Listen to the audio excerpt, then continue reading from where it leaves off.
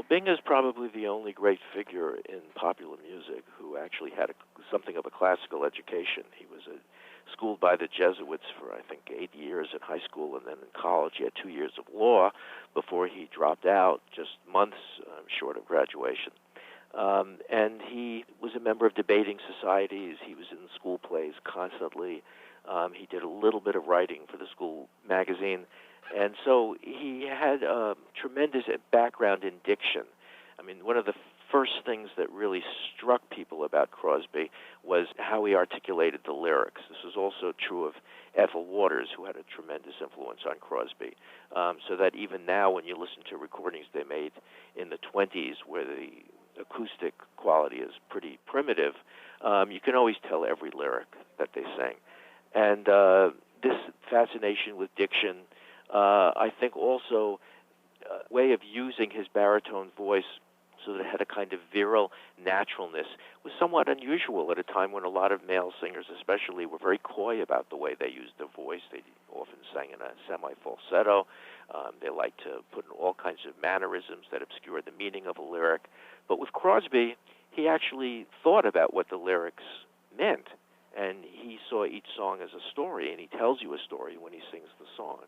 You know, he's always the right man at the right time, and you have to remember that Bing was born in 1903, which is the same period when a lot of the really sophisticated lyricists were born, and he started singing in the middle 1920s. You know, the first, Jerome Kern, I guess, wrote the first really modern ballad in 1913 or so, but in terms of lyrics, they didn't really become sophisticated until the middle 20s with Larry Hart, things like Manhattan in 1925, and so Bing is coming along at the same time that Hart and Berlin and Porter and a few years later Johnny Mercer are writing these really very clever, fascinating verses, really, very different from the kinds of lyrics that had predominated in American popular music before then, when most songs were about mother and apple pie and, you know, corny ideas about courting and a lot of racist nonsense and stuff like that. And now you have this whole new generation, and they love the fact that Crosby knows how to sell a song. I mean, Crosby's very existence inspires them to write better lyrics, and their better lyrics inspire Crosby and other singers like him, Billie Holiday, Sinatra, and so forth, to make the most, to really study the lead sheets.